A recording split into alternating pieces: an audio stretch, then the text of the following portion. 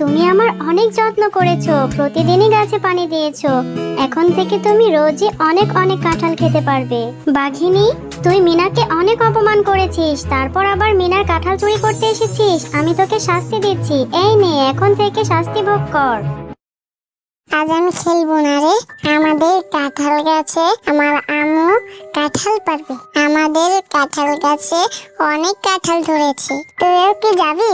গেলে তুইও কাঁঠাল খেতে পারবি রে। ও মা, কাঁঠাল খাবি? তোরা রোজ রোজ কাঁঠাল খাস? ও, তোদের তো কাঁঠালের বাগান আছে। আমি কখনো কাঁঠাল খাইনি রে।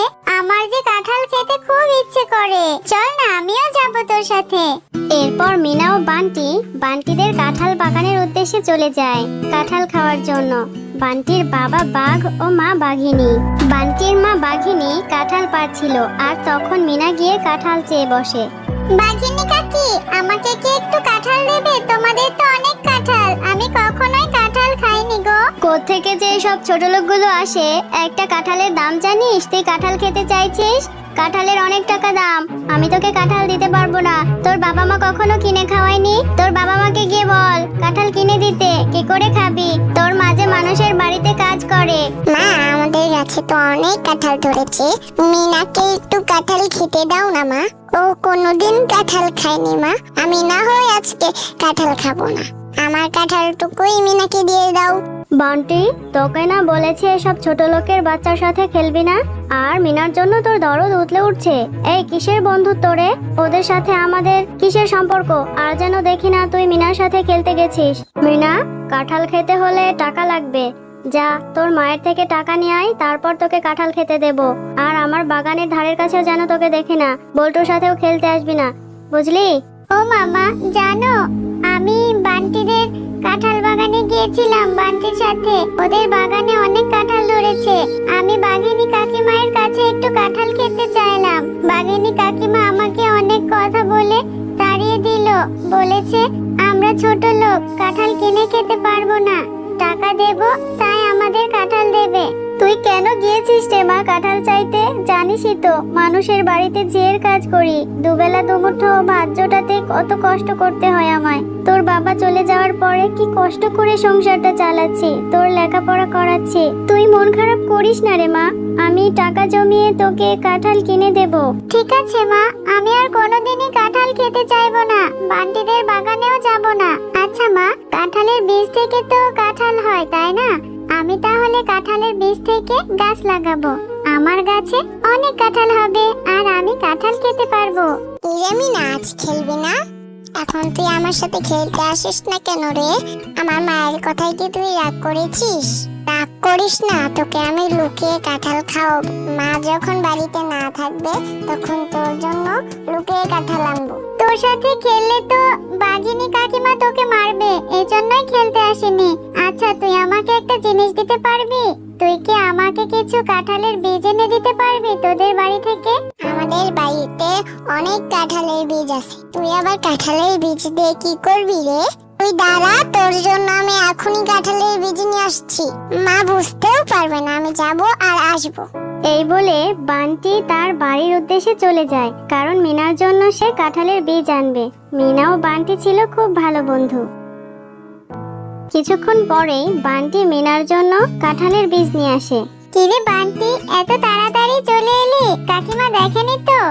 আর বান্টির থেকে কাঁঠালের বীজ পেয়ে মিনা ভীষণ খুশি হয়, আর বাড়িতে এসে তার মাকে বলে, মা জানো, এই দেখো আমি কত কাঁঠালের বীজ এনেছি। এইসব বীজ আমাকে বান্টি দিয়েছে, বান্টিদের বাড়ি থেকে এনে। এই বীজগুলো এখন আমি লাগাবো, আমাদেরও কাঁঠাল গাছ হবে। আরে পাগলি মেয়ে কোথাকার, এই বীজ তুই কোথা থেকে পেলি? এই বীজ লাগালে কি গাছ হবে? সেই কত দেরি হবে। ঠিক আছে, তোর যেহেতু ইচ্ছা তুই কাঁঠালের বীজ থেকে কাঁঠাল গাছ হবে, তুই কাঁঠাল খাবি, তাহলে লাগা। এরপর মিনা তার মায়ের কথা মতো তার বাড়ির উঠোনের এক পাশেই কাঁঠালের বীজগুলো লাগাতে থাকে। বেশ কিছুদিন পর মিনা দেখতে পায় তার সেই বীজ থেকে সুন্দর একটি গাছের চারা হয়েছে। ও মামা, দেখো না কত বড় একটা গাছের চারা হয়েছে। এই গাছে কাঁঠাল ধরবে, তাই না মা? এরপর মিনা তার চারা গাছটিতে প্রতিদিনই সকাল বিকাল পানি দিতে থাকে। আর গাছটির অনেক যত্ন নিতে থাকে যাতে তাড়াতাড়ি বড় হয়। মা, গাছে প্রতিদিনই পানি দিচ্ছি, বড় হচ্ছে না কেন মা? কবে বড় হবে গাছ? কবে কাঁঠাল ধরবে? কাঁঠাল হলে তো অনেক মজা হবে, তাই না মা? এভাবে কাঁঠাল গাছের যত্ন নিতে নিতে এক সময় মিনার কাঁঠাল গাছে অনেকগুলো কাঁঠাল হয় আর মিনা অনেক আনন্দে থাকে। সে খুশিতে আত্মহারা হয়ে নাচতে থাকে। আরে পাগলি মেয়ে, নাচবি নাচবি, চল আগে কিছু কাঁঠাল পারি, তারপর কাঁঠাল খাবি, আর কিছু কাঁঠাল বিক্রিও করা যাবে। মিনা, তুমি অনেক ভালো মেয়ে। তুমি আমাদের অনেক যত্ন নিয়েছো। এই গাছটার এত যত্ন করেছো যে আমরা অনেক পরিপুষ্ট হয়েছি।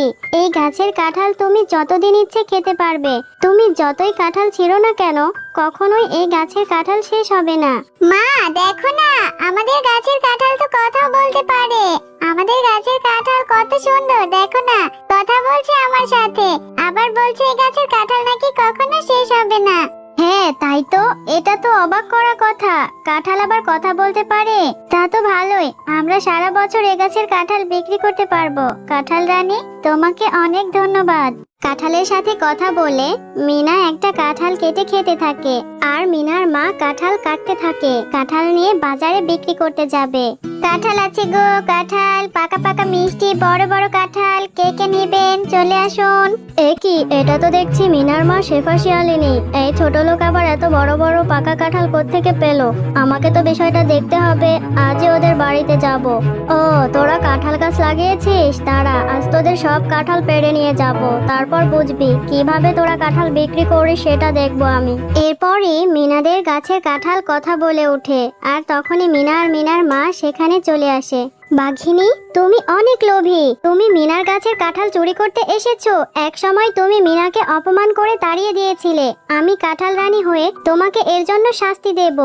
এই নাও, তোমাকে আমি ইলেকট্রিক শক দিয়ে দিলাম। এখন তুমি জ্বলতে থাকো। এ আবার কোন জাদুর কাঁঠাল? আমি মরে যাচ্ছি, আমাকে বাঁচাও। আমি আর কখনো কাঁঠাল চুরি করতে আসবো না। মিনা, আমাকে বাঁচা, আমি মরে যাচ্ছি। কাঁঠাল আমায় ছেড়ে দাও। কাঁঠাল রানী, তুমি বাঘিনী কাকিমাকে ছেড়ে দাও প্লিজ। উনি যে আমার বন্ধু বান্টির মা। বাঘিনী কাকি মরে গেলে আমার বন্ধু ভীষণ কষ্ট পাবে। তুমি ওনাকে ক্ষমা করে দাও। আমি শুধু মিনার কথাই তোকে ক্ষমা করে দিচ্ছি। এই নে, আমি তোর গায়ের সব ইলেকট্রিক উঠিয়ে নিচ্ছি। আর কখনো এরকম করবি না, না হলে তোকে আরো বড় শাস্তি দেব। এখন থেকে ভালো হয়ে যাবি, বুঝলি?